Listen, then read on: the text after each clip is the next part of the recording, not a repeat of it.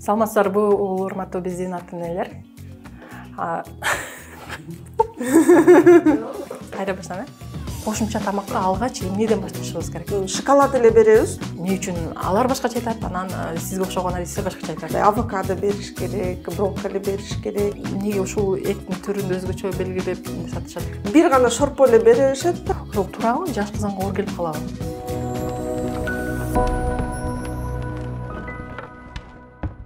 Саламатсыздарбы, биздин урматтуу ата-энелер. Бүгүнкү биздин темабыз балдардын тамактануусу боюнча болот. Балдардын туура тамактануусу боюнча, тактап айтканда, балдардын 5 жашка чейинки жалпы азыктануусу боюнча. Бул үчүн биздин конокко келген айым балдардын азыктануусу боюнча консультант Сулайманова Жаныгүл. Саламатсызбы? Саламатсызбы, жылычы. Чоң рахмат. Жаныгүл бул тема боюнча 5 жылдан бери USAID-тын долбоорунда иштеп келет экен.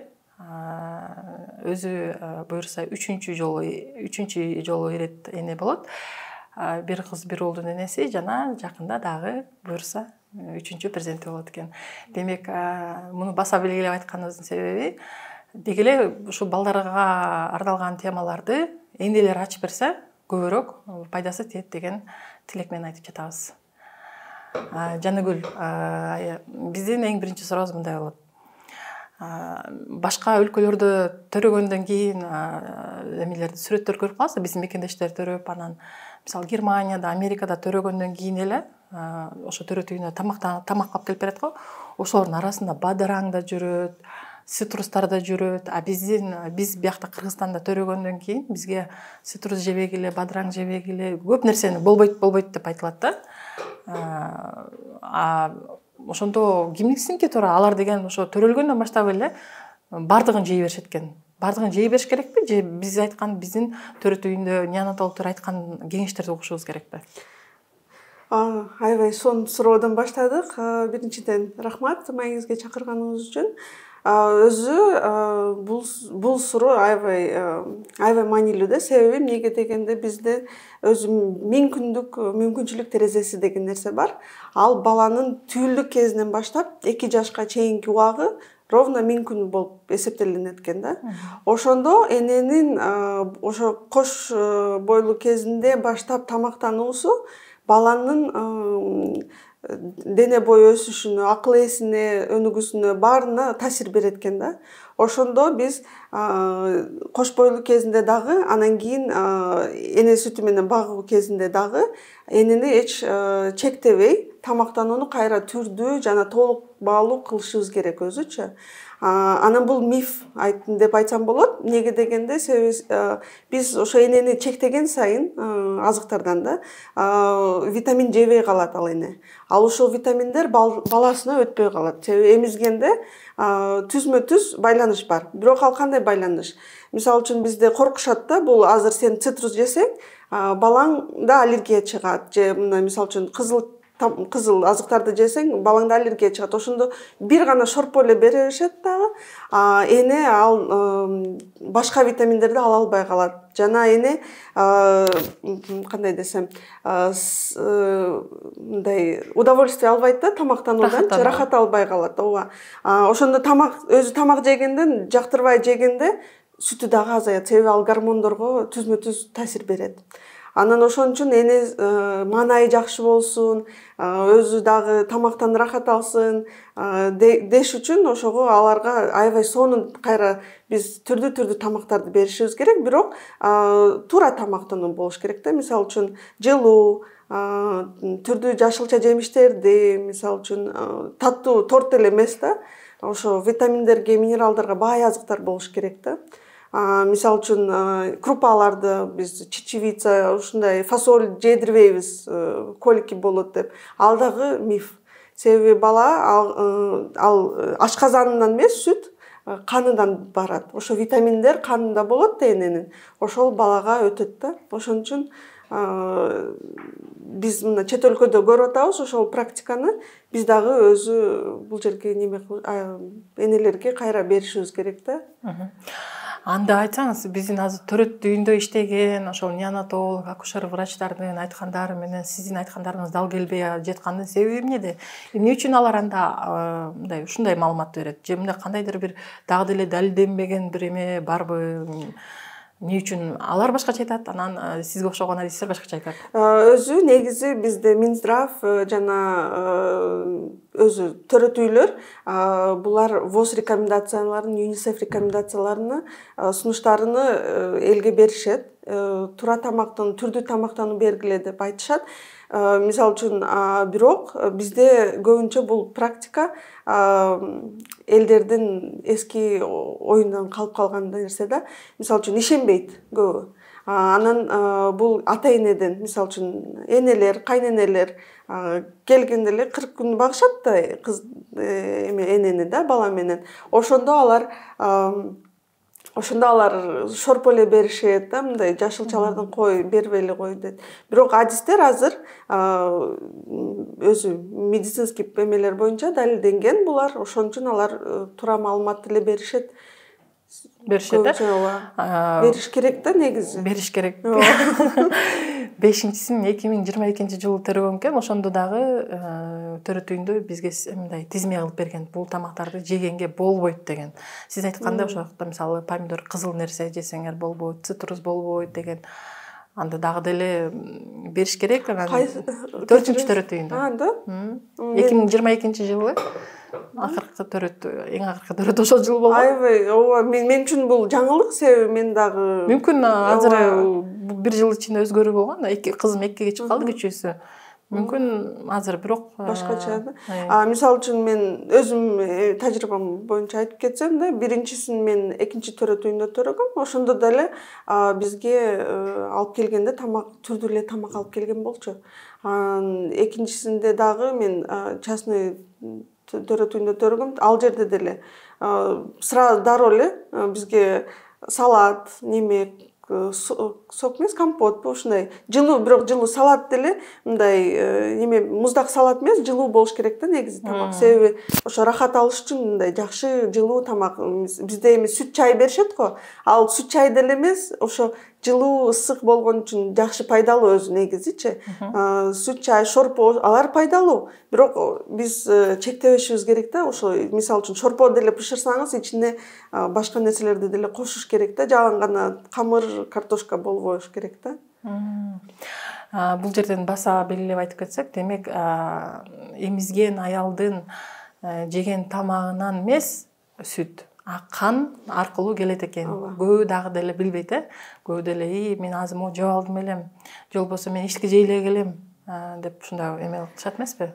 Ошол бул дагы бир туура момент. Эмне дегенде бул кандай десем, өзү эне тамак жеш керек. Эмнеге дегенде эне тамак жебей калса, сүт деле чыкпайт. Анда сүтү жакшы болуш үчүн, сүтү толук баалуу, витаминдерге бай болуш үчүн, бала жакшы өнүгүш үчүн эне жакшы мындай тамак жеш керек.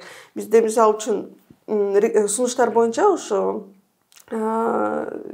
эне 3 мал негизги тамак жеш керек, анан 2-3 жолу, эң азынан 4 жолу болсо дагы шам-шум этип туруш керек. Себеби кетип атат, себеби берет, ал сүттү берет. Ошон үчүн өзүнө дагы ар дайым толуктап туруш керек да. Ошол бирок ошо сиз айткандай эле коркпош керек. Себеби мына мен азыр эмне десем, фасоль, мисалы, же горох деп айтабыз го, ошолорду жеп алдым, ошон үчүн балам ичи ооруп атат деген туура эмес да, өзү ал ошо миф болуп калат. Бирок түзмө-түз байланыш бар. Себеби эне тамак жебесе, жакшы жебесе, сүтү аз чыгат. Анан бала тойбой калат. Демек жанагы балдардын ичи катып атат, мен туура эмес жеп алдым деген туура эмеспи ошондо? Ооба, ошол туура эмес болот да. Ал себеби миф болот. Эмнеге дегенде, ошо биз айтып кеткендей эле, кандан өтөт. Анан бала кайра эле ошол 40 күндүн ичинде башында эле үйрөнсө, бул азыктарды жеп, эне жеп үйрөнсө, кайра жакшы болот. Себеби баланын ашказаны деле үйрөнөт. Анан цитруска болушу мүмкүн, аллергия болушу мүмкүн, чыгышы мүмкүн, мисалы үчүн эме. Аны аябай көп жесе да, эне мисалы үчүн. Ал өтө көп мандарин, мына кышында мисалы үчүн азыр кышкы мезгилде төрөгөн аялдар мандарин же жазында болсо клубника болсо да, ошолорду көп жесе, балада чыгышы мүмкүн, бетине бир нерсе чыгышы мүмкүн. Бирок өтө начар болбосо, бала үйрөнөт, кайра ошол витаминдерге үйрөнүп, кайра өзүнө ашказанына жакшы болот да. Демек көп эмес, азыраак жесе. Ооба, түрдүү, толук кандуу, мындай аз өлчөмдөрдө, бирок ар түрдүү кылып ар нерсени жеш керек да. Эми балдарды биз 6 айга чейин эчтеке бербей, анан 6 айдан баштап кошумча тамак берип баштайт эмеспизби? Эң алгач эле 6 ай болгондо эле биз эне катары биринчи негедир жанагындай пюрелер, готовый, даяр пюрелер болот го, агуша, фрутонянь, ошолорду алып берип баштайбыз да, көбүнчөсү. Же болбосо кээ бирөө сразу момундай ошогон нибилердин ичине банан салып башташат. Негизи эле балага кошумча тамакты алгач эмнеден башташыбыз керек? Ушу кошумча тамактануу дегенде биз эң биринчиси сиз туура айттыңыз, 6 айга чейин биз эч нерсе бербешибиз керек. Жада калса суу дагы бербеш керек. Өзү бизде көп айтат, мына эненин сүтү коюу, тамак азык сыяктуу да, суу берип кой, бала чаңкайт. Өзгөчө жаз маалында жайда төрөгөндөргөчү балдарына энелер айтат, сунуштайт, суу берип кой деп. Ошондо бербеш керек өзү. Себеби эненин сүтүндө ал биринчиси как азык сыяктуу майлуу болот да. Кийин экинчи бөлүгү суу болот. Ошого балага жетиштүү болот. Ал үчүн эне өзү жаз ысык кезде суу жакшы ичип туруш керек. Суусундуктарды, мындай ширин суусундуктарды эмес, газдалган эмес, кадимки эле суу, айран, ушундай нерселерди ичип туруш керек да. Анан кийин эмизгенден кийин дагы дароо 1 стакан суу ичиш керек, себеби ошол жакшы кан неме болот. Ошого 6 айга чейин биз өзү балага эч нерсе бербешибиз керек. 6 айды, неге биз 6 ай деп сунушталат өзү? 6 ай себеби 6 айга чейин бала отурбаштайт. Өзү дагы отурбаса дагы белини кармап калат да. Белини кармайт, андан кийин кызыгуусу болот. Баланын ошо тамактанууга, себеби ал көрөт да, эне жеп атат дегенде, ал дагы сурай баштайт. Ошондо биз байкашыбыз керек да, баланын пищевой интерес деп айтабыз биз, ошо кызыгуусу болуш керек да тамактанууга. Андан кийин биз мына ниблерди, эмелерди сунуштабайбыз. Неге дегенде, башынан дароо эле бала жеп койбойт да. Бул биринчи этап бизде баланы азыктар менен тааныштыруу. Ошондо биз аллергиядан деле коркушубуз мүмкүн. Неге дегенде, ошондо азык себеби туура түз балага өтөт да. Ошо балага биз кандай беребиз? Биринчи 1 кашыктан баштап, экинчи кашыктан баштап азыктарды даяр эмес, баягы сатылган азыктардан эмес, өзүбүз жасаганыбыз кайра жакшы болот. Неге дегенде, биз билебиз, бул кайсы эмне. Андан кийин туз кошулбайт, сахар кошулбайт. Көбүнчө сатылган магазиндерде сатылган пюрешка, кашалар, алар ичинде консерванттар болот да, негизи. Же болсо туз же шекер кошулат. Ошого биз аларды сатып албастан өзүбүз эле жасаган жакшы. Андан кийин ошо мен айтып кеткен эле 9 айга чейин, 7-8 айга чейин бала көп өлчөмдө жебейт да. 1 кашык, 2 кашык. Ошого бир аз эле мына эмеге бышырып эле, ошо мисалы үчүн сабизден баштайбызбы же өзү негизди сунуш боюнча жемиш пюрелеринен башташ керек. Анан суюк болбош керек, ошо пюре сымал болуш керек. Ошого 1-2 кашык менен эле берген жакшы. Себеби бала дароо эле үйрөнөт да. Биз өзү упчууларды эне сүтүнө зыян келтирет деп, эне сүтү менен багууна зыян келтирет. Неге дегенде, бала упчуу же бутылка менен сүт эмип неме кылып калганда эмчекти албай коюшу мүмкүн да. ошого биз эме кылабыз, сунуштабайбыз буларды. Бирок эмнелер деле, мисалы үчүн бала үйрөнүп калса, кийин бул азыктын мындай кармап жегенине кызыгуусу болбой калат. Себеби ал көрбөйт да, бул эмне азык, кандай, бул мисалы үчүн бананбы же аны бананды бергиңер келсе, өзүнө эле жумшак да, өзүнө эле берсеңер болот. Колуна карматып, же биринчи кашык менен, ооба, кийин мына кызыгуусу болуп калганда өзү эле мынтип соруп неме кылып, жумшатып, мынтип мыжыгып жегени кайра жакшы балага өзү.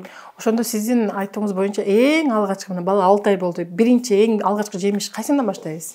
Өзү мындай неме жок, сунуштарда неме жок да, обязательно мисалы үчүн брокколиден баштагыла деген нерсе жок. Бизде эми көбүнчө кабачоктон башташат, себеби кабачок же брокколи алар менее аллергенный тамактар, азыктар. Ушу жашыл түстөн болсо, мисалы үчүн ошо кабачок, брокколи же мына цветная капуста деп айтабыз тоже, ошолорду пышырып неме кылса, алар ошо биринчиден баштаса болот. Бирок кийин өзү үйдө мына обязательно ошол кабачоктон башташ керек. Кыш маалында, кыш мезгилинде издеп кайсы жерден кабачок табабыз деп кыжаалат болбостон, энелер үйүндө болгон любой азыктан баштаса болот. Кээ бирлер алмадан баштайт. Себеби ал бир эле. Бирок ал алманы желательно неме пышкан алма болуш керек да. Мисалы үчүн духовкага эме кылып койсо, жумшарып калат го, мына неме болупчу, жылуу болуп, ошо пышкан болсо жакшы да.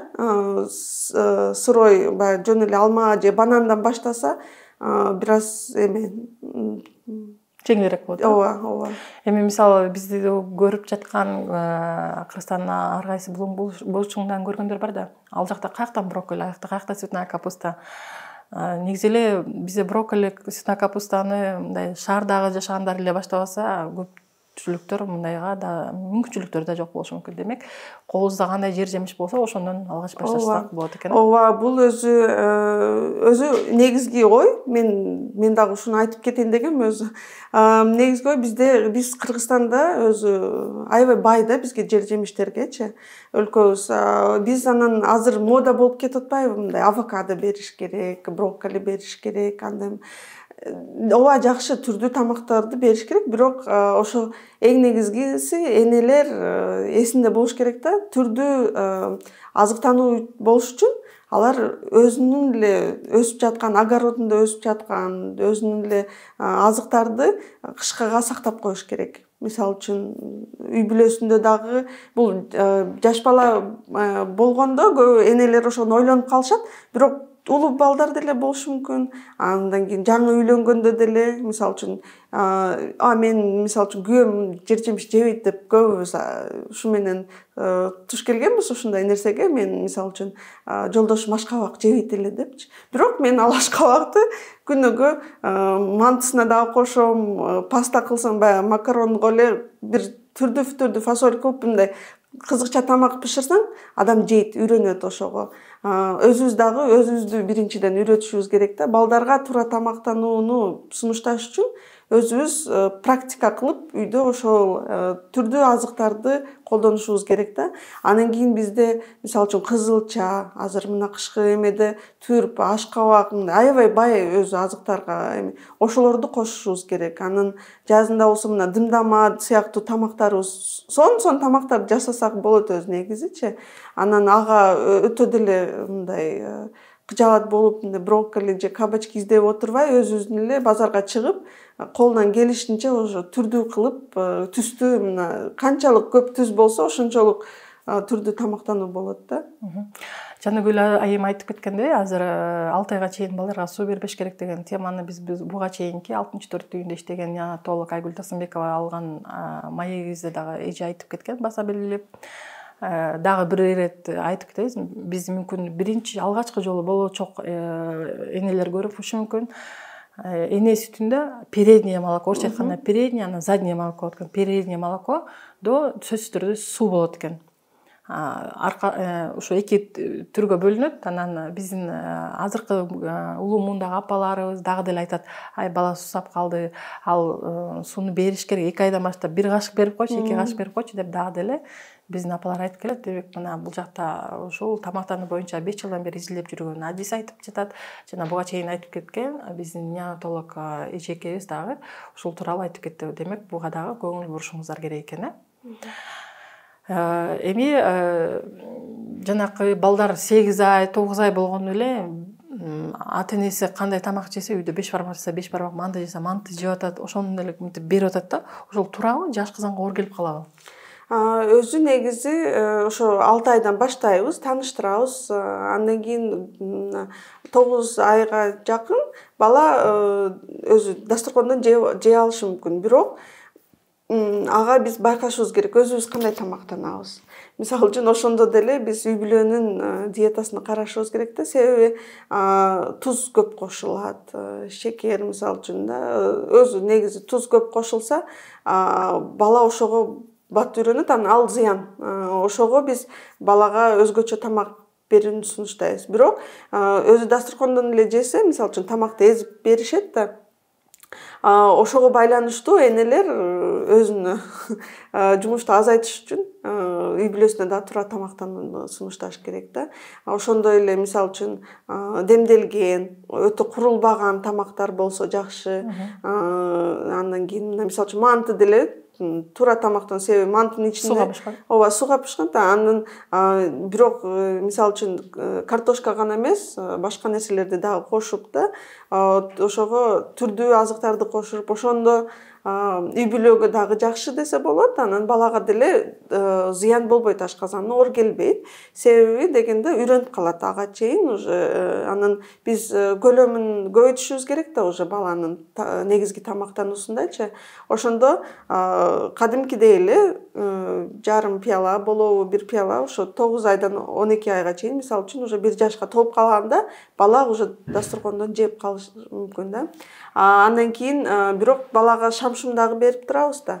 Балага шамшумга мисалы үчүн алманы, бананды, ошондо башка жемишти, алмурут болобу да, пюресини беребиз. Анда уже как бы өзүңүз ошо кандай витамин жебей калса, ошого жараша шамшумда ошону кошумчалап беребиз да. Андан кийин айтып кетиш керек, өзү эң мындай эме 1 жашка чейин балага бал бербеш керек. Себеби аябай коркунучтуу болушу мүмкүн да, ооруга алып келиши мүмкүн. Ошого бал бербеш керек.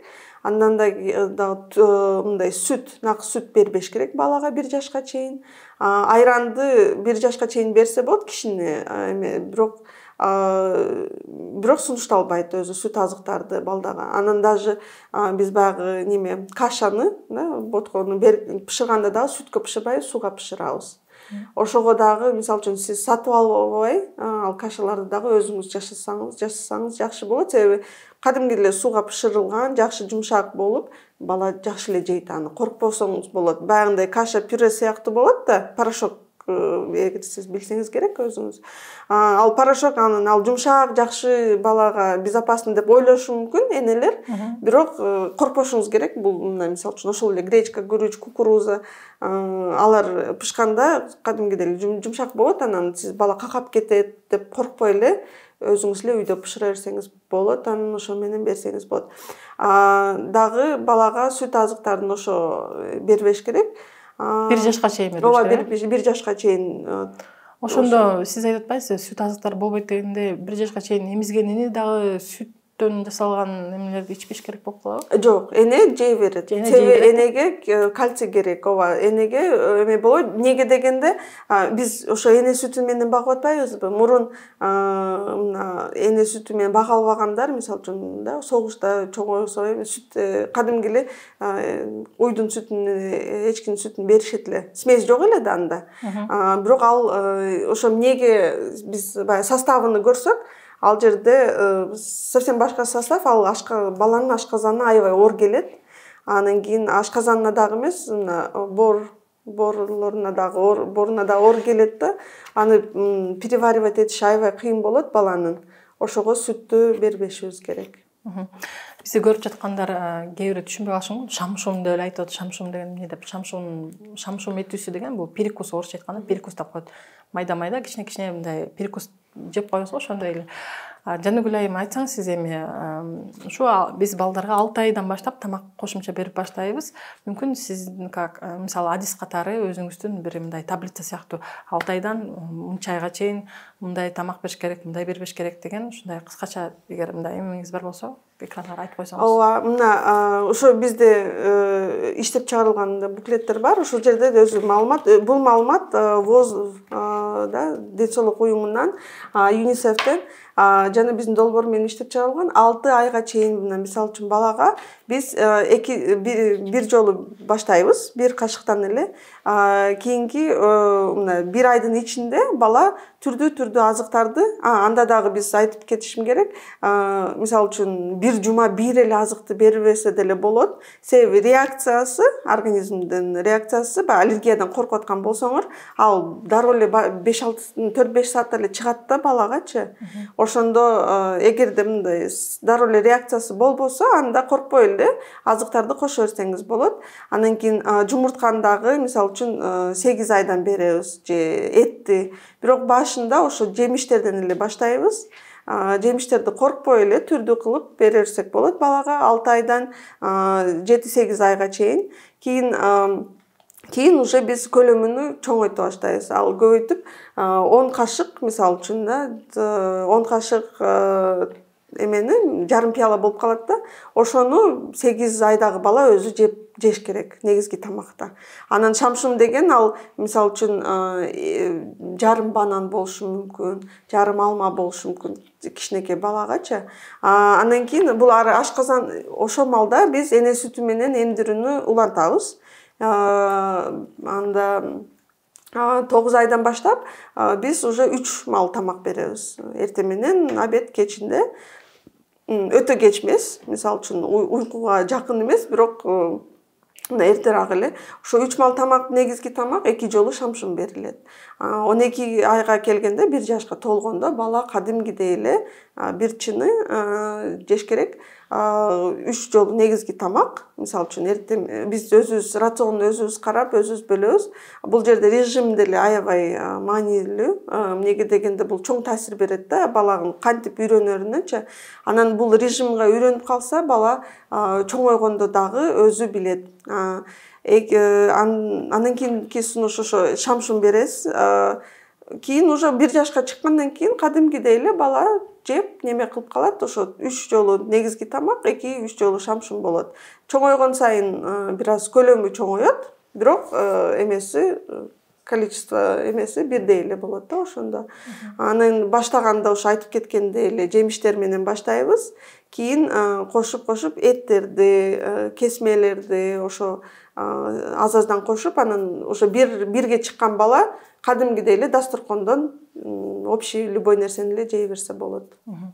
Даяр азыктардан, банкалардан, пюрелерден индейка, мясо индейки деп турат. Ушу индейка өзүнчө бир мындай пайдалуу барбы? Мисалы, мен деле балдарыма кызыгып алып көрөм, бирок балдарым жебей койгон да. Негедир ушул суроо бар болчу да. Ошол мүмкүн чындап эле өзүбүз мындай кайнатып берсекпи же эмнеге ушул эттин түрүн өзгөчө белгилеп сатышат? Өзү ал ак эт да. Баягы канаттуулардын эти деп айтат. Ал эмеси майы, немеси азыраак деп ошо курица, индейка эме кылат, популярный болот. Бирок өзү темирге бай азык, бул эме балык деле, андан кийин кызыл эт темирге бай болот. Ошондон биз балабызга беришибиз керек. Көбүнчө эмнеге бизде ушу индейка сатылат, башка эттер деле сатылат. Өзү мисалы үчүн ошол эле маркалардын говядина немелер бар. Бизге эмнеге индейка көп келет? Себеби индейка өзү негизи бизде аз жейилет го, аз сатылат. Ошого адамдар бул башкача деп ойлошу мүмкүн да. Бул башкача өзгөчө бир эмеси бар депчи. Мен мисалы үчүн мен өзүм дагы балдарымды чоңойтком да, ошо мен деле кээде өзүм менен ошол мисалы үчүн жолго чыкканда, сапарга чыкканда өзүң бышыра албайсың да тамак, ошол пюрелерди алат болчумун.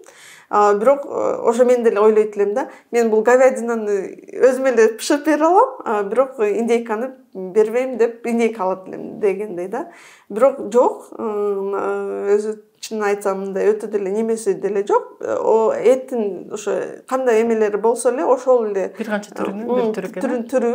Түрү, бирок ошо айтып кеткендей эле эме тооктун эти да, канаттуулардын эттери ошо алар диетический го более. Ошого ошолордон баштаганда десе болот. Бирок өзү негизи кызыл этти деле кайра жеш керек, балдар деле үй бүлөдө деле кызыл эт обязательно болуш керек. Эмнеге дегенде ошо темирге бай, ошо аябай керектүү витамин да, микроэлемент.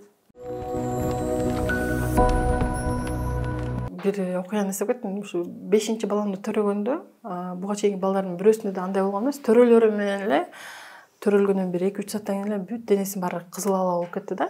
Анан ага чейин башында эме молозиво келет эмеспи, сүт жакшы келбегендиктен анан смесь тойбой атабы деп смесь алдырып, мүмкүн сместен аллергия болдубу деп да ой кетти. Анан ошол жакта төрөтүгүндөгү врачтар айтып калды, сен боюндар кезинде демек аллергияны бар бир нерселер жегенсиң, ошонун таасири деп. Ошондо жаңы төрөлгөн баланын бетине чыккан нерсе бул боюнда болуп жаткан эне деген таасир болобу же ошол төрөгөндөн кийинки жеген тамагына таасир болгонбу? Өзү негизи төрөгөндөн кийин сиз жеген тамагыңыз ошондо балага чыгат. Бирок сиз боюңузда бар кезиңизде жеген тамагыңызга бул балада болушу мүмкүн реакциячы, чындап эле ошо. Бирок ал мындай эмес да, баягындай ошо төрөгөн балда мисалы үчүн мен 5-6 күн мурун цитрус жеп алгам, анан кийин төрөгөндө ошо балам аллергия менен чыкты эмес. Чындап эле мен оюм боюнча, мен практика боюнча даже бул түзмө-түз боюңузда бар кезде балада төрөлгөндө эле ошол аллергиядан, ошол нерседен болбойт да. Себеби ал аллергия сиздин өзүңүзгө чыгат. Мисалы үчүн бизде азыр мына баттар деле аябай популярный болуп атпайбы? Билесиз го, витаминдерди айхордон көп сатып алышат, ойлошот, ал мындай керектүү нерсе депчи. Өзү доказательный медицина боюнча да, изилдөөлөр боюнча эне кош бойлуу кезинде дагы өтө деле бул баары витаминдерди ичишке туура эмес. Себеби ар кимдин организми түрдүү болот да, башкача болот. Кээ биринде ошол темир эле көп болушу мүмкүн, кээ бирде бирок анемия болушу мүмкүн. Ошондо мисалы үчүн көп темир, мына комплексный витамин алабыз да биз, анан элевит мисалы үчүн да, ошону дозасы көбүрөөк бир нерсе болуп калса, ошого энеде аллергия болуп калышы мүмкүн. Анан балага дагы зыян тийиши мүмкүн да, түзмө-түзчү. Ошого биз сунуштабайбыз өзү мындай эмелерди алыш да. Аны ошо дарыгердин сунуштары боюнча эле алабыз. Себеби дарыгер айтыш керек, сага ушул керек, ушу болбойт. Андан кийин бирок тамактануудан болбойт. Бул жерде айта кетчүбүз, ошол боюндар кезде учетто кайсы гинекологдо турса, ал гинеколог анализиге карап, мына бул жерде темирдин аз экен, бул жерде гемоглобин аз экен деп өзү витаминдерди жазып берет. Ошолорду гана ичиш керек. Анан менин абысыным, менин жеңем, менин аяшым, менин курбум, классташым момундай витаминдерди ичкен, мен да алып ичейин деген демек туура эмес экен. Ооба. Бул витаминдер темасы дагы азыр аябай көп козголуп атат. Себеби бул эмнеге дегенде бул чоң эле көйгөй болуп атат да. Адамдар бул витаминдерди ичип тамактануусун ойлобой калышат. Ошондо биз сунуштайбыз, туура тамактануу болсо, сиз балаңызга дагы, өзүңүзгө дагы бүт эле керектүү витаминдерди, минералдарды бересиз. Мисалы үчүн ошол эле ооруп аткан кезде деле туура тамактануу аябай маанилүү да. Мисалы үчүн уже балдар 2-3 жаштагы, 5 жаштагы балдар деле ооруганда азыр педиатрга барсаң деле педиатр айтат, таттуу бербегиле. Эмнеге дегенде таттуу воспалительный процесс деп айтабыз, ошо воспалительный немелерди күчөтөт ооруп аткан баладачы. Ошого ага аябай мындай тоже жакшы бышырылган свежий тамактарды бериш керек. Андан кийин биз айтабыз, ошо витаминдерди берип балдарга, мисалы үчүн азыр популярный витаминдер бар, эхино С, витамин С деп көп неме кылабыз. Биз ошо витаминдерди берип баланын иммунитетин деле көтөрбөйбүз. Ошол иммунитетине, чин ден соолугуна жакшы өсүшүнө баарына туура тамактануу эме болот да.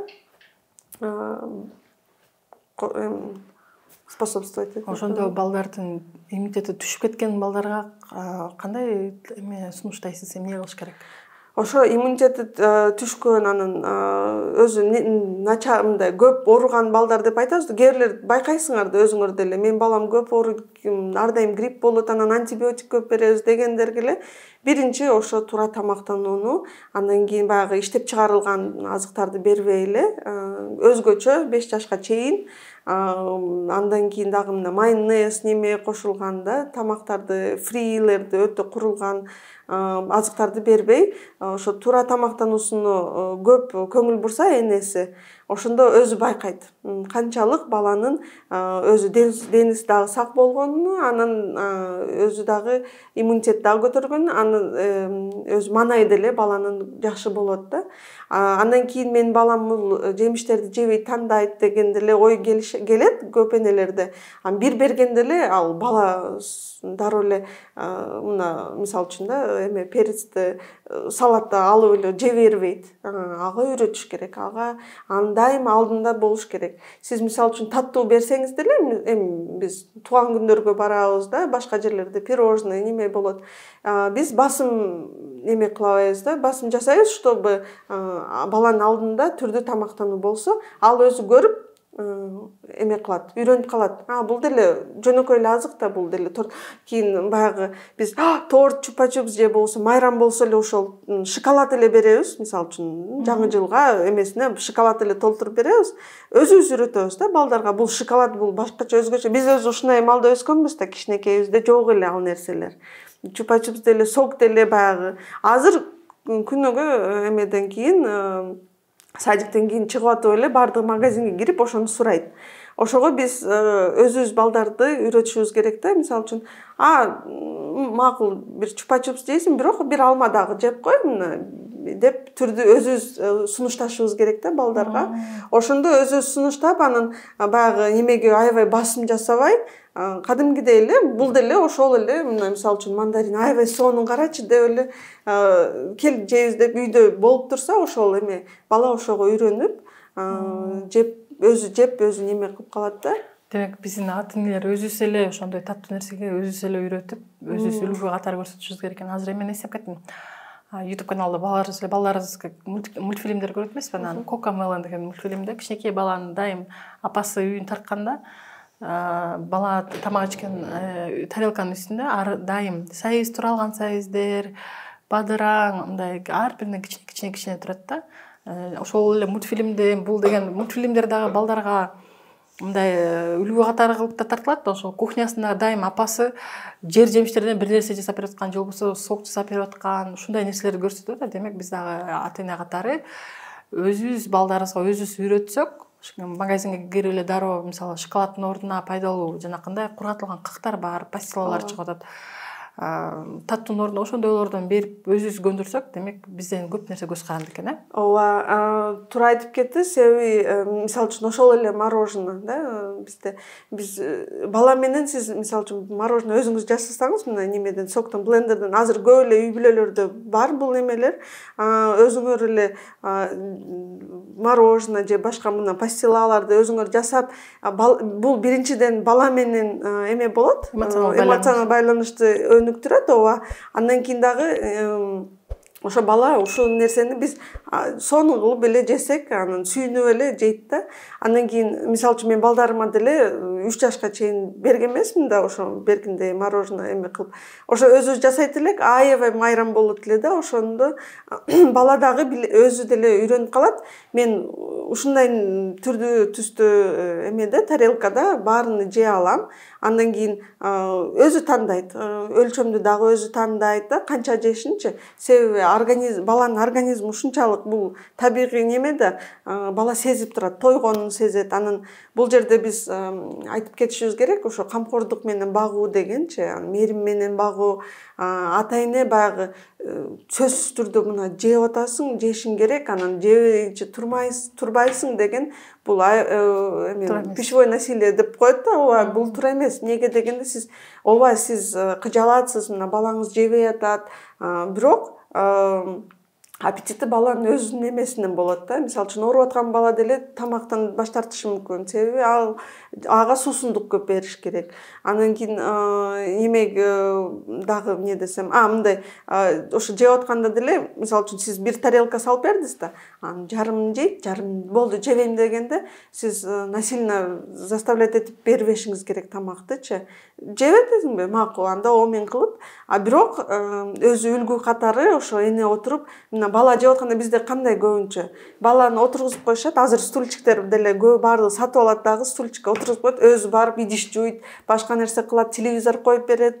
Энелер эме да, же телефон чукулап отурат. Же телефон чукулап отурат, анан жалгыз да, анан энелерди деле түшүнсө болот да, анан ушул убакта пока бала отурганча мен бир нерселерди кылып коеюн деген.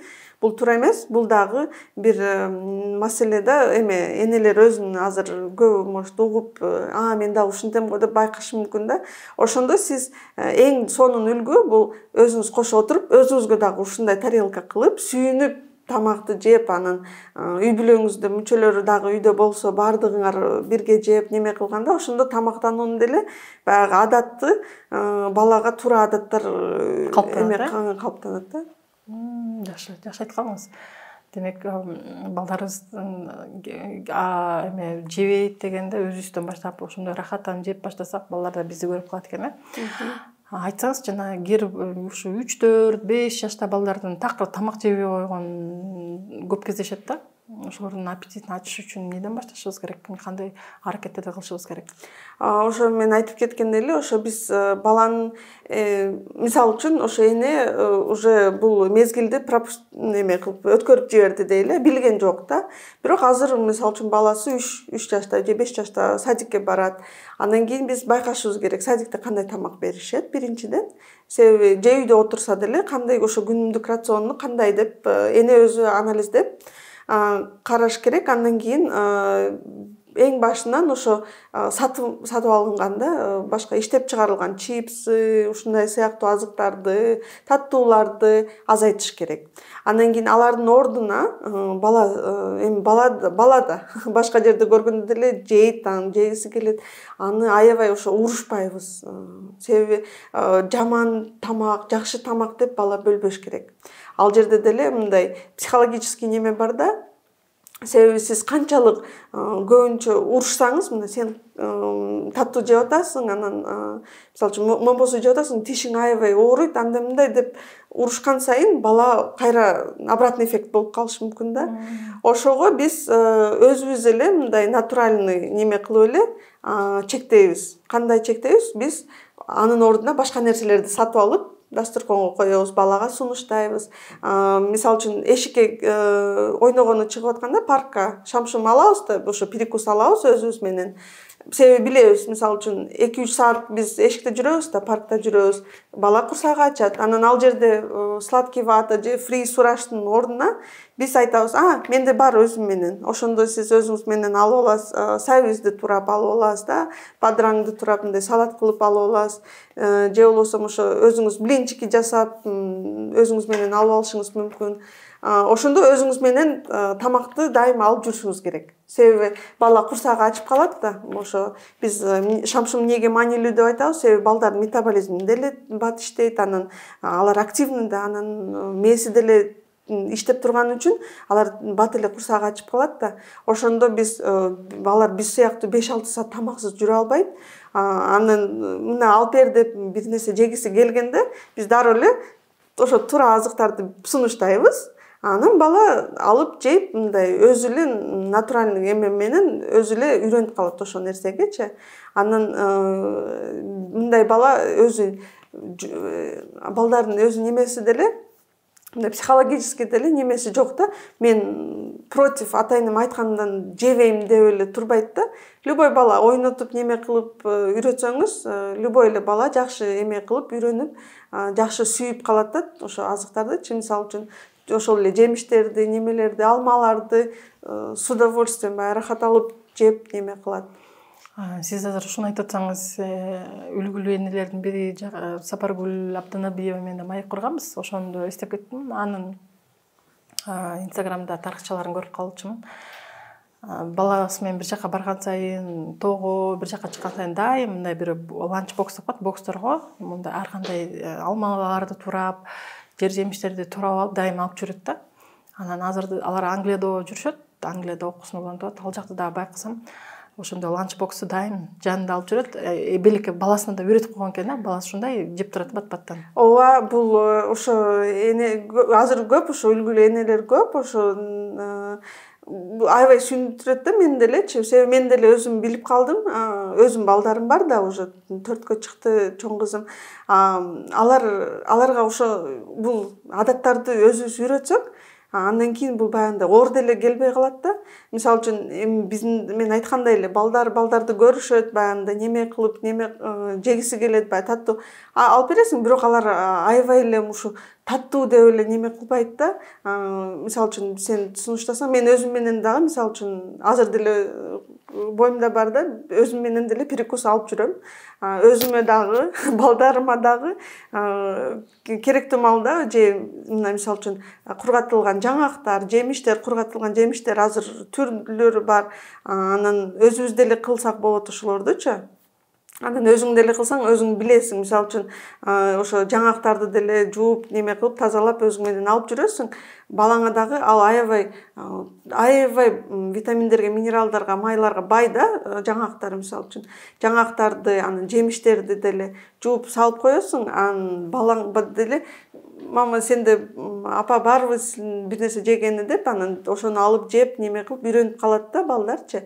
Кийин өздөрү деле мен айткандай эле ушул адаттар чоңойгонунда деле баягы организм деле жакшы угат. Мисалы үчүн мен кусагым ачты, азыр мына тура шамшырым кылдым, түрдүү кылыпчы мындай. Бир эле мисалы үчүн бир эле алма эмес, ошол алманын жанында дагы бир нерсе болуш керек да. 3 канчалык көп болсо ошончолук жакшы. 3-4 нерсечи мисалы үчүн жемиштер, жемиштин алдында ошо мен айткандай эле бир данк трактор баягы хлебцы деп коебуз го, ошолорду алып берсек болот. Өзүбүз же бир нерсе жасасак болот, блинчики неме кылыпчы. Анан жанында дагы ушу жаңактар, себеби анын ар эмесинде, ар азыкта башкача витаминдер бар да. Ошолорго балдар деле үйрөнүп неме кылып, толук баалуу ошондо тамактануусу болот да. Биз алыскы жолго чыкканда, көлгө баргандабы, же мындай төө ашуудан ашып өтүп, айыл жергесине же бир чоң ата чоң элерине жолго баратканда, энелер көбүнчө жанына эмне алып алат? Колбасаны кесип алат, лепешка алат, алманы тоолок кылып алат, печенье салып алат, өзүбүз эле таттуу нерселерге көндөрткөнбүз. Демек, андай кылбастан атайын жанакы үй буюмдар саткан дүкөндөрдө ланч бокстор болот. Кутучалары көп. Ошого биз жолдон энелер атайын алдын ала баарын ушу жер жемиштерди турап алып салсак, ошол дагы үлгү катары болот экен, ошол дагы адат катары калыптанса, балдарыбыз ошону көрүп эстеп калат экен. Жаныбызда шоколад, печенье салып жүрө бербестен. Ооба, бул жерде дагы айтып кетиш керек. Мына мисалы үчүн биз ошо өзүбүздү баягы ланч боксум жок эле, ошол ланч бокс качан алам деп ойлоп отурбастан эле, азыр эле ошол эшикке чыгып атсаңыз деле пакетке, мындай кичинекей пакетке эле кадимгидей алманы турап алсаңыз эч нерсе болбойт да. Анан эми айранды баночкага салып алса болот мисалы үчүн. Ушинтип өзүңүз эле үйдө болгон нерселерди эле колдонуп, баягындай өзүңүз кийин ланч бокско жетишинче дейм да. Анан же болбосо баягындай жанакындай ошо Сапаргүлдө баласынан көрүп калдым элем, айнек кутучанын ичине жаңгактын жанакындай бир түрү болот эмеспи? Мисте, мейиз баарын аралаштырып кургак менен ушинтип баласына дайым ушундай витаминдер салып жүрчү да. Анан чындап эле ал баласы магазинге киргенде шоколад алып берип, печенье алып бер деп сурамайт экен. Ал ошол кичинекей кезинен эс тарткан маалынан баштап эле ошондой витаминдер жегенге көнүп калган экен. Ооба, балдар көнүп калат, бирок менде мисалы үчүн 2 балам бар да. Кичүүсү али кичине, анан аны эрте садикке эрте берип калганда мен жумушка чыгып, ал аябай неме кылат. Азыр 2,5 жашта. Аябай магазинге киргенде ошо ал кайра эме кылып калат. Көзү чуркапчы, мындай бир нерсе эмне алсам, баягындай йогурт бир нерселер сатылат го, баягындай эме растишка сыяктуучу. Мен андайларды көбүнчө албайм. Же болбосо ошо эмеге киргендин алдында мен айтам, азыр азыктарды алабыз, азык-түлүк алабыз да үйгө. Мисалы үчүн биз азыр нан алабыз, банан алабыз, мен силерге банан алып үйдө эме мисалы үчүн бир нерсе бар, смузи кылып берем дейм. Анан смузиге банан таттуу да, шпинат кошом же башка жашылчаларды кошом, бадыраң кошом, ал таттуу вкусу менен балдар жей берет да, мындай неме кылыпчы, байкабай калат өздөрүчү. Кийин мисалы үчүн энелер менде балам мындай жашыл немелерди жашыл түстө жебейт десе, сиз түрдүү банан кошосузбу? Банан кошсоңуз жашылчалар менен бадыраң, шпинат кошсоңуз жашыл болуп калат. Же болбосо кулпунай кошсоңуз кызыл болуп калат. Ушундай түрдүү смузи кылып берсеңиз, же болбосо ушинтип айтсаңыз болот да балаңызга. Мен сага азыр биз эме албайбыз, мисалы үчүн шоколад неме албайбыз, бирок үйгө барып азыр мына банандан смузи жасап берем деп сүйүндүрүп, кайра үйгө алып келип, ошондой жасап берсеңиз, чындап элечи, анан бала өзү неме кылып калат, макул. То есть ошол жерде деле неме болуш керек да, выбор болуш керек балага. Ооба алгысы келдим, бирок сиз айтасыз, буну эмес, мен сага башка таттуу берем. Ал деле смузи деле сонун депчи, өзүңүз ушинтип сунуштап, секинден үйрөтсөңүз болот балаңызга. Анан кээ биркинде, мисалы үчүн мен кичинекей балам деле кээде ыйлап калат да, мен муну алам депчи. Анан кийин айтасыз, ошо мен айткандай эле аласың, бирок бирөөнү аласың. Анан буну биз азыр жебейбиз, кийин жейбиз. Азыр ачып бере албайм деп. Кадимки деле бул жерде деле ошо ата эненин немеси да, авторитети. Сиз ар дайым сөзүңүздө туруп, ар дайым кандай ата эне болсоңуз, мындай балаңыз деле ошого үйрөнүп калат. Балаңыз деле ошо чектерди деле билет. Балаңыз билет. Сиз анан айтасыз да, мисалы үчүн киндер сюрприз немелер же твикстерди 5-6 жашка чейин мисалы үчүн бергенге эме да. Ошондон деле силер айтасың, жок, буну балдар жебейт да, чоңдор жейт мисалы үчүн. Же болбосо өзүңүз деле көп жебесеңиз, алдында ал ошо кызыкпайт да андай нерселерге. Биз буга чейинки ретинолог Айдар Русланбековна менен маек курганда, ал айтып калды, региондорду көп кыдырганда ар бир үй бүлөдө кандай тамактанганын көрүп калдык. Баланын курсагы төсүндө эле тандырга бышырган нан, же болбосо нан деле ушундай ун азыктарын көбүрөөк берип, камыр бышырып, жер жемиштерин деле бербейт экен. Ошол эле таласта фасоль бышырса, фасоль балдар такыр жебейт экен депчи. Өздөрү жебесе, балдар да жебейт деген сыяктуу болупчу. Анан ушул бизде ар кайсы Кыргызстандын ар кайсы булуң бурчундагы региондогулар тамактануусу боюнча эмнелер эске алыш керек? Бир күндүк рациондо эмне, кандай азыктар болуш керек? Ошолорду да айтып кетсеңиз. Мүмкүн сиздин өзүңүздүн дагы бир айта турган сөзүңүз бар ушул тамактануусу боюнча, айрыкча айыл жергесиндегилерге. Ушу баса белгилеп айткандын себеби, буну бир канча адистер айтып жатат да. Ушу бала курсак тойсунда эле нан карматып коюшат. Же болбосо камырдан көп убакыт бышырышат, бала толук витаминди албай жатат деген көйгөй болуп атат да. Ооба, бул аябай чоң көйгөй. Өзү бул туура тамактануу дагы эмнеден башталат? Ошо көмүскө ачкачылык деген түшүнүк бар да. Ал эмне деген? Ал ошо бала курсагы тоет, бирок керектүү витаминдерди, минералдарды ала албай калат. Ал өнүгүүсүнө дагы, акыл эси өнүгүүсүнө, денеси физический өнүгүүсүнө дагы таасир тиет да. Ошон үчүн рациондо биз эмнеге ошо айтабыз, түрдүү жана толук баалуу тамактануу болуш керек депчи. Ал деген ошо бизде мисалы үчүн тамактануу пирамидасы деген бар да, түшүнүкчү. Бул тамактануу пирамидасында бул астында баягы эң көп эмне болуш керек? Бул жер жемиштер болуш керек. Андан кийин эт азыктар болуш керек. Темир болгон да, мисалы үчүн ошол эле немелер, даңдар болуш керек, баягы эме злаки да, зерна, дан өсүмдүктөрү болуш керек. Ооба, ошого байланыштуу биз анан кийин үстүндө баягы ушинтип азайып кете берет да. Ошондо биз балага дагы, өзүбүзгө дагы рационду ойлогондо биз ошону эске алышыбыз керек, сөзсүз түрдө. Эмнеге дегенде бул витаминдерди, минералдарды толук алыш мүмкүн. Биздин айткандай эле биз камыр жеп эле, нан жеп, мисалы үчүн мен дагы үйдө көп урушчу да, нан берсең эме кылат депчи. Мен болсо балдарга жок, нандын ордуна тамак кошуп, анан 1-2 бөлүм нан да берем да. Ошондо бала нан жакшы көрөт да. Бул эме болупчу. Бала нан көп жеп койсо, башка нерсеге уже ашказаны кичине да, башка нерседен баш тартат. ошондо биз дароо эле бергенде эле тамакты түрдүү кылып, сиз айтып кетпедиңизби, неме Кокомелонда дагы түрдүү болуш керек депчи. Минимум 4 азыктардан турган болуш керек. Андан дагы биз ушул жерде кайсы азыктар деп ойлоп калышы мүмкүн энелерчи.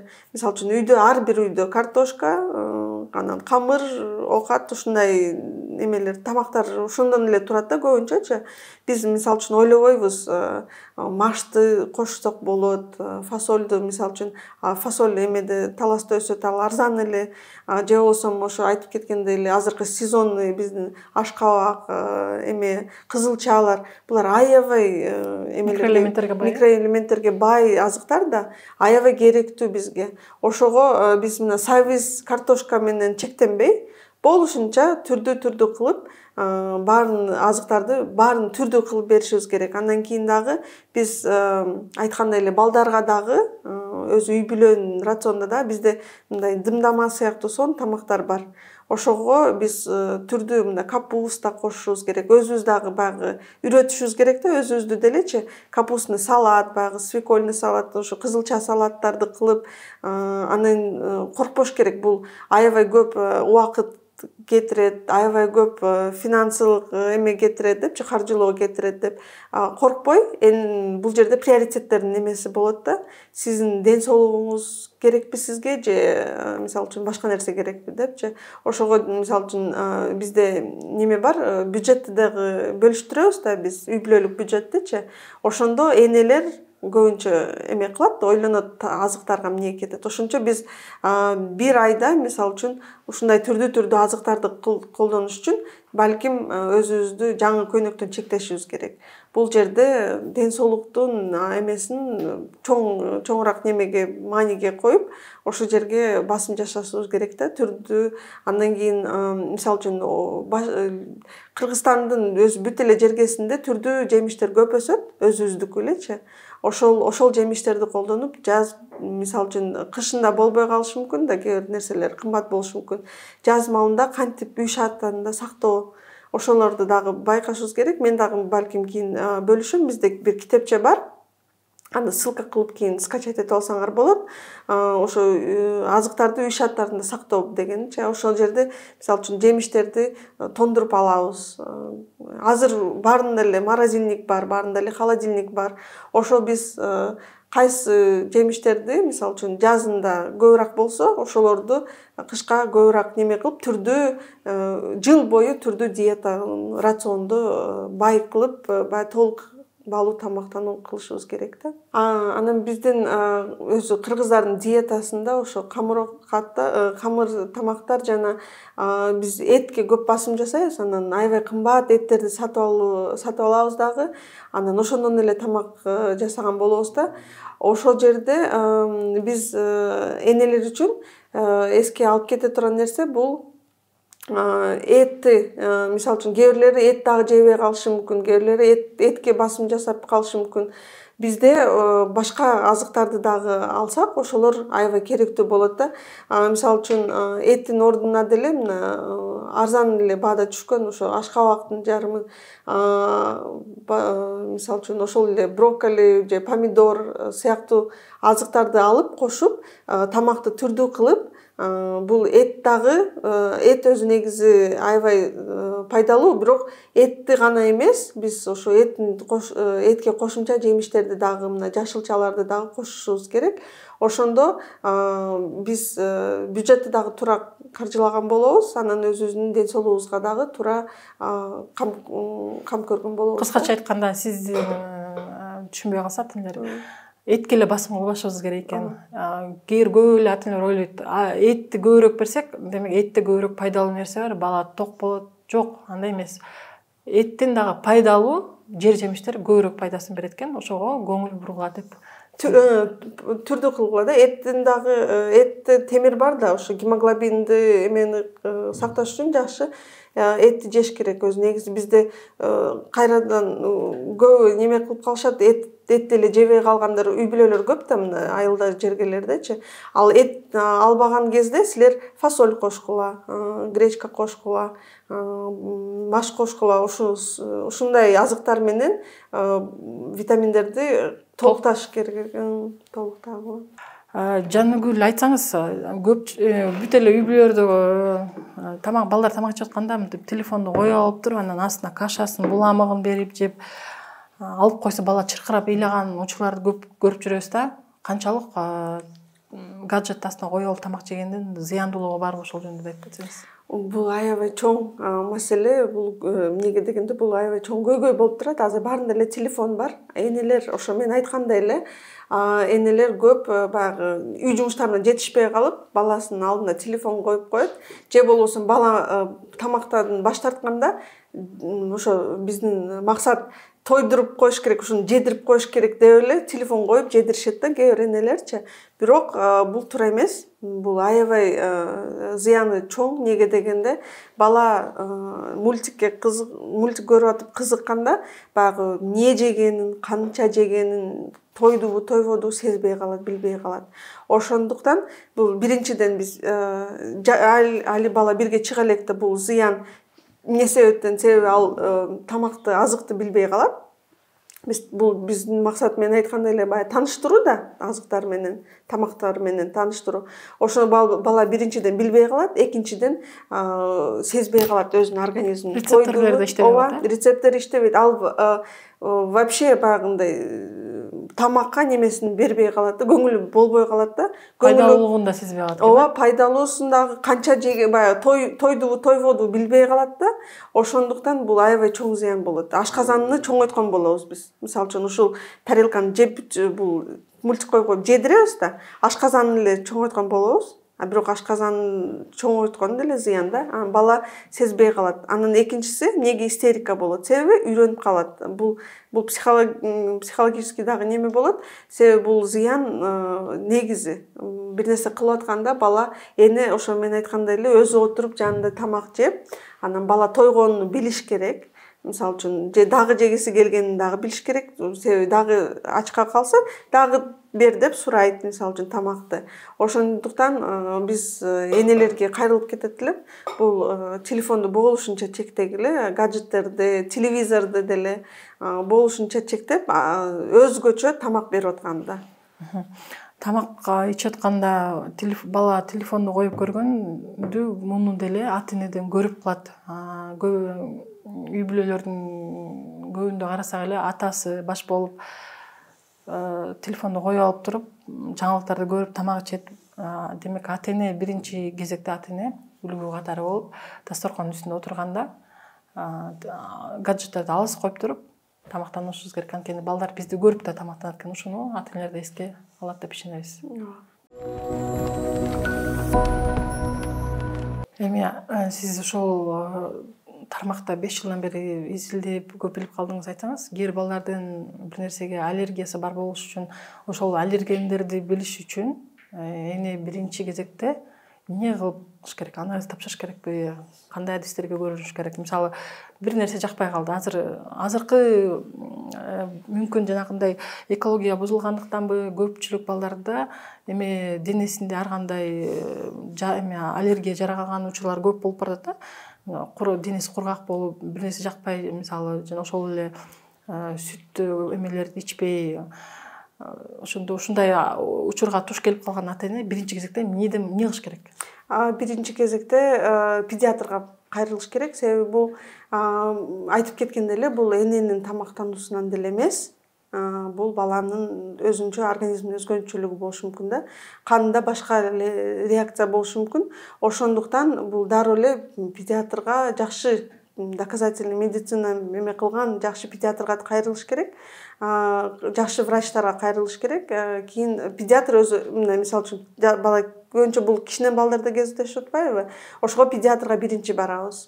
Дароо эле баягындай башка врачтарга барбай, дерматологдорго барбай, педиатрга барасыз. Ал ошондо анализ эме кылат. Өзү айтат да, бала кандай анализ тапшырыш керек, мисалы үчүн. Себеби ал деле аллергиянын деле түрлөрү бар, дерматиттин деле түрлөрү бар.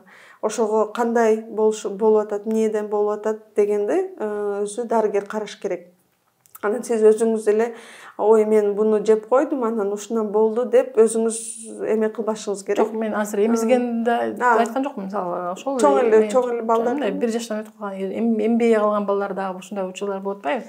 Демек, биринчи кезекте педиатрга кайрылыш керек. Анан педиатр өзү анализ тапшыра турган болсо, өзү ошол эмелерди. Ооба, себеби бирок ошо тамактанууну айтып кетсек, бул көбүнчө тамактануудан деле эмес да. Бул көбүнчө башка нерседен деле болушу мүмкүн. Бирок сместен аллергия болушу мүмкүн. Мисалы үчүн ал сместин деле балага туура келбей ошо эме кыла албайт да. Ошого смесь деле тандаганда, мисалы үчүн кээ бирлер искусственниктер көп бизде азыр. Ошондо деле аябай эме кылыш керек да, караш керек бала кандай эме кылып атат депчи. Эмизип аткан энелердин сүтү азайып калган учурлар болуп кездешет эмеспи? Ошондо ошол сүттү көбөйтүш үчүн эмне кылса болот? Өзү бизде деле мына ошону деле айтып кетиш керек. Азыр биз үйрөтөбүз дарыгерлерди, мисалы үчүн биздин долбоордагы да, мен иштеген долбоордо биз тренингтерди өтөбүз медицина кызматкерлериндечи. Неге дегенде бул сунуштар боюнча өзү табигый неме боюнча энеде өзү керектүү өлчөмдө сүт болот балага. Сиз коркпошуңуз керек. Мисалы үчүн жаңы төрөгөн энелер көп да бизде. Алар кимди угат? Энесин угат, кайненесин угат, эжелерин угат да. Анан бала ыйлап аткан кезде, мисалы үчүн үйгө келдиңер, анан балага ыйлап атса, балаң тойбой атат, жакшы уктабай атат, смесь берип кой дешет бизде. Ошондо эне билиш керек, жок, менин сүтүм жетиштүү балага. Ыйлаганы башкандан болуш керек. Бала да жаңы төрөлгөн бала. Жок, эгерде эмчектен сүт чыкпай отуруп, мисалы, стресске кабылып калган, ар кандай жолдошу менен урушуп кеткенде эле баягы сүт жоголуп кетет эмеспи? Ошол кезде эне өзүн колго алып туруп, ошо сүтүн көбөйтүш эмне кылышыбыз керек? Бул жерде ошо сиз айтып кеткендей стресстен өзү энени сакташыбыз керек. Биз бул үй бүлө баары мүчөлөрүнүн үчүн бул аябай чоң эме да. Маселе эмнеге дегенде бул эненин сүтү жакшы болуш үчүн эне жакшы тамактаныш керек биринчиден, экинчиден ошо стресс болбош керек. Себеби стресс ошо окситоцин гормонуну түзмө-түз таасир тиет, анан сүт ошондон чыкпай калышы мүмкүн. Ошого биз энени колдоп, жардам берип, болушунча колубуздан келишинче ошо эне сүтү менен багыш үчүн баарыбыз колдоо көрсөтүшүбүз керек. Андан кийин бирок энелер эң эмеси, эң эле ошо сүт пайда болушу өзү негизи да, төрөгөндөн малынан эле баарына эле баягындай эме кылып куюлуп неме кылбайт да. Балаңа керектүү өлчөмдө сүт өзү организмиң иштеп чыгарылат. Ошондо сен эң жакшысы баланы эмизиш керек. Баланы эмизген сайын ошондо сүт келе берет да. Ошону баланы эмизип, баягы мээрим төгүп, мындай шашып эме эмес да. Анан биякта кайным чай суруп атат эле, каяктагы эмизип отурган деген болбош керек өзү негизичи. Ошондо биз энелерге болушунча колубуздан келишинче колдоо көрсөтүбүз керек. Анан эне азыр деле мына кээ бир келиндер угуп айтып калышы мүмкүн, ой болду, мен азыр баланы карап атам, болду, башка үй жумуштары деле меники эмес, эме эмес деп. Жок, бул башкача айтканда сиз ошо мезгилде, мына мисалы үчүн балаңыз ыйлады да, сурап атат дегенде да, эмизген отурганда болушунча мээримиңизди төгүп, болушунча жакшы неме кылып, анан кийин барып айткандай эле суу ичип, тамак жеп, өзүңүздү жакшы карасаңыз, өзүңүзгө дагы камкордук менен мамиле жашашыңыз керек, балаңызга дагы. Ошондо сизде сүт дагы жакшы болот, анан маанайыңыз дагы жакшы болот, анан үй жумуштарында деле мындай жеңилчилик болот да. Бирок мына күйөөлөргө деле, немелерге деле айтыш керек, мына мисалы үчүн бул стресстен, немеден алыс туруш керек да эне. Демек, болушунча биз энелердин психологиялык абалына өзгөчө көңүл буруп, колдон келишинче бүт үй бүлө мүчөлөрү колдоо көрсөткөнгө аракет кылышыбыз керек. Дени сак эне болсо, демек баланын да дени сак болот, дени сак болчу.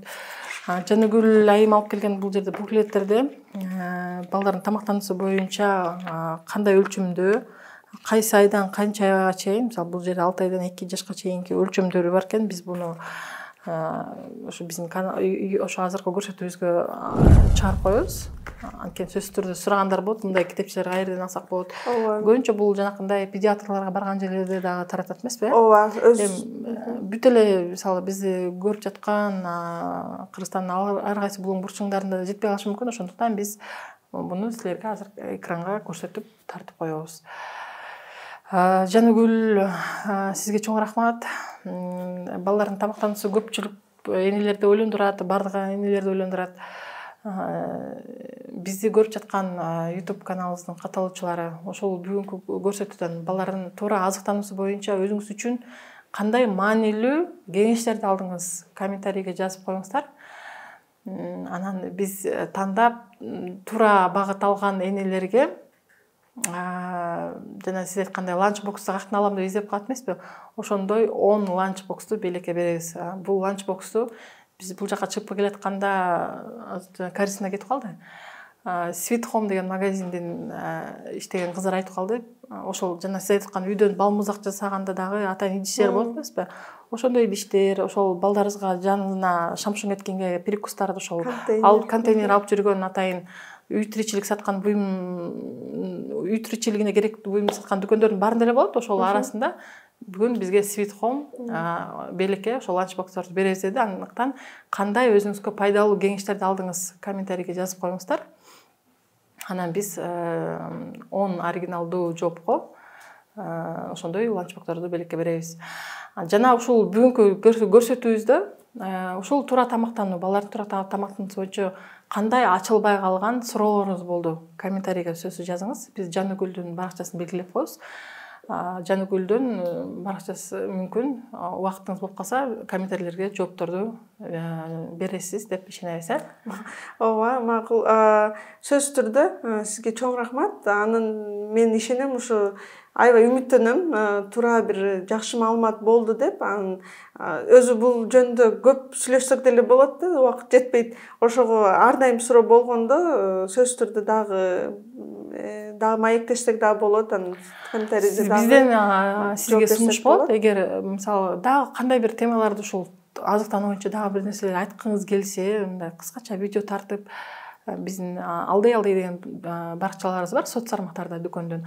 Ошол жака жиберсеңиз, биз сиз менен биргеликте ошол видеолорду энелерге пайдалуу болсун деген таризде чыгарганга макулбуз. Макул.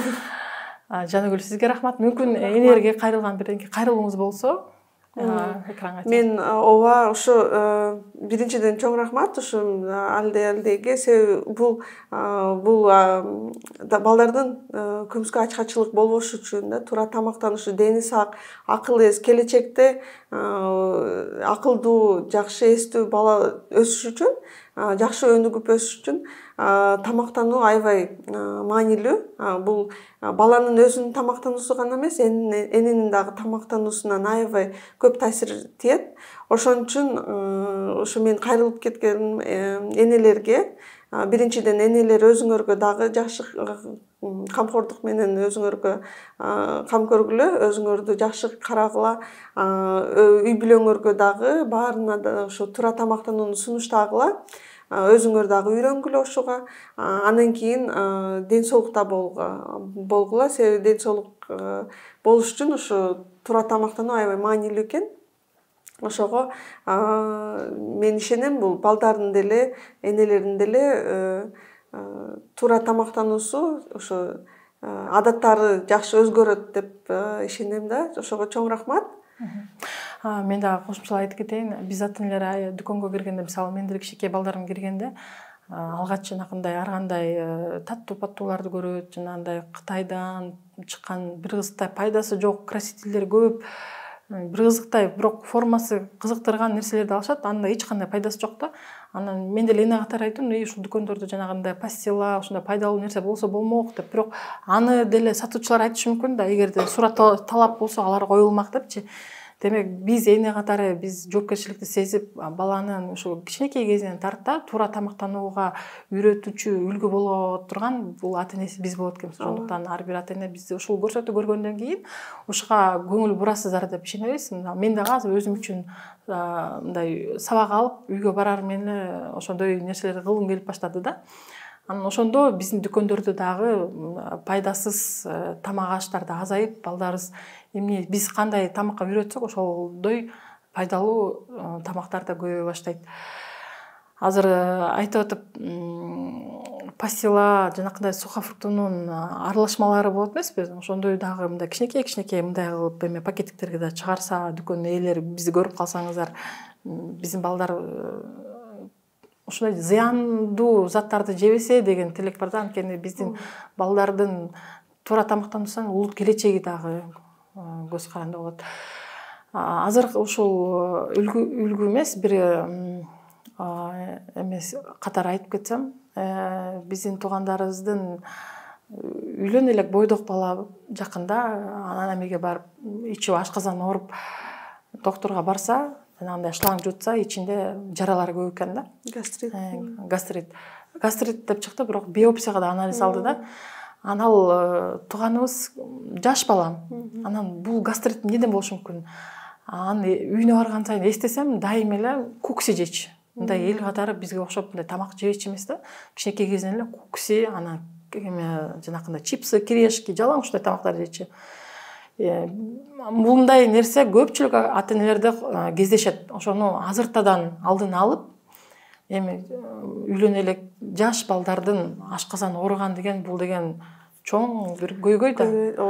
Ошондуктан азыртадан эле турак тамактанууга көңүл буралы. Андан дагы бир кошуп кетсем болобу? Бир неме бар, ошо биз мисалы үчүн бала тойсун деп эле биздин максат бала тоюп баягындай семирсин эмес да. Азыр биз көп көрөбүз ошо өспүрүм балдардын чоң болушат, баягындай неме бул гормональный дисбаланс деп коет да. Бул дагы туура эмес тамактануудан болот. Анан биз мисалы үчүн бала ошо мен айткандай эле физикалык жактан дагы жакшы ден соолугу чың болуп, ошо анын иммунитети дагы күчтүү болуш үчүн ошол туура тамактануу аябай чоң таасир тиет да.